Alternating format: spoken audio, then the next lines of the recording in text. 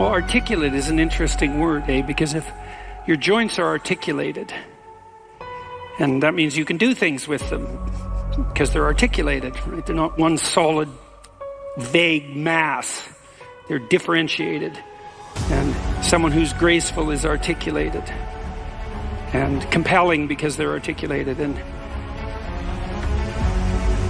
speech is a form of articulation in that manner because the act of speech itself is extremely complicated. It's a very complicated motor activity, right? It's a very complicated action to dance with your tongue, let's say. And it is definitely the case that there is no more exceptional form of the capacity to be dangerous than to be articulate. And one of the things that really shocks me is that young men in particular are never taught this. It's like, well, why be literate? Well, do you want to be competent and dangerous, or do you want to be vague and useless? Because those are your options, and I don't care what your job is. It doesn't matter what you end up doing. You know, if you're a plumber and you're articulate, you can negotiate with your clients. You can introduce your coworkers. You can make a case for your employees. You can advertise your services. You can think through your problems. You're firing on all cylinders. Our whole culture is based on the idea of the supremacy of the word. Our whole culture is based on the idea that it is the word itself that extracts habitable order from chaos and possibility. And the reason our culture is predicated on that is because it's a deep truth. And to the degree that our culture actually embodies that, it works. So it's a great thing to be articulate.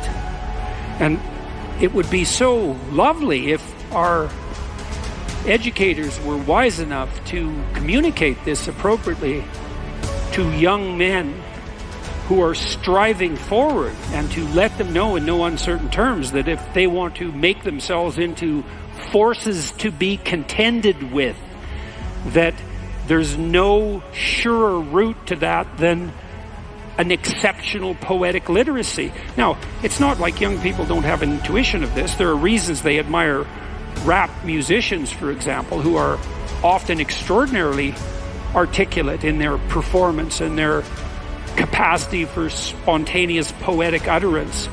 And certainly the greatest people I've met, including great warriors, you might say, are great in no small part because they're articulate. I know a former special services, special operations soldier, Jocko Willink. Some of you might know about Jocko.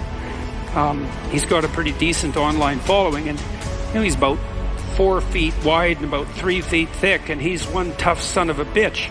I'll tell you, you don't want to mess with him, and he knows perfectly well and is very capable of articulating the fact that his success as a eminent warrior is in no small part dependent on his ability to communicate.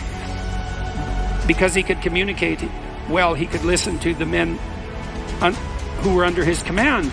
Because he was articulate, he could explain to his superiors the situation on the ground. Because he was articulate, he could make a case that the men under his command who were deserving would be promoted.